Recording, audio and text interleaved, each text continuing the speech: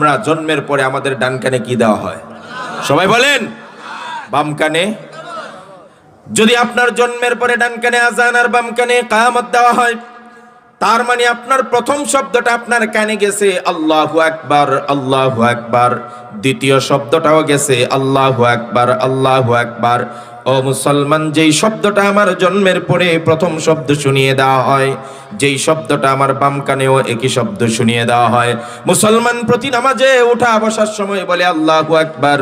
মুসলমান যখন মারা যায়, আমার লাশটা যখন সামনে রেখে মুসল্লিরা দাঁড়ায় যায়, ইমাম সাহেব যখন শেষ বিদায় দেওয়ার জন্য হাতটা উঠায়, তখন কি বলে? আরো জোরে বলেন না, আরো জোরে বলেন না। তার মানে হলো আমার মুসলমান সন্তানের জন্মের পরেও প্রথম শব্দ আযান, বিদায় লগ্নেও প্রথম শব্দ আল্লাহু আকবার, বিদায় লগ্নেও প্রথম শব্দ আল্লাহু আকবার।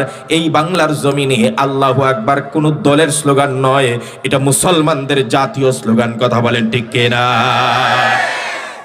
শাহজালাল মুজাররদে ইয়ামানি সহ নাসিরউদ্দিন সিপাহসালার সিলেটে গৌর গোবিন্দের উদ্দেশ্যে গেছিলেন।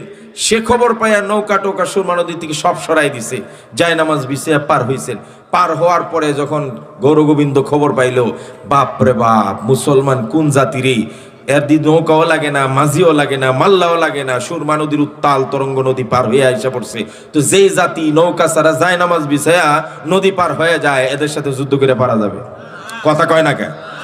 এই অনুভূতিতে সে কি করছে, একেবারে টিলাগড়ের, সিলেটের বর্তমান ডিসি অফিস, টিলাগড়ের উপরে ওইটা তার বাসভবনের দরজা টরজা লাগাইয়া একেবারে পাহাড় ঘেরাও দিয়া বাহিনী দিয়া রাইখা দিচ্ছে, যাতে এখানে না ঢুকতে পারে।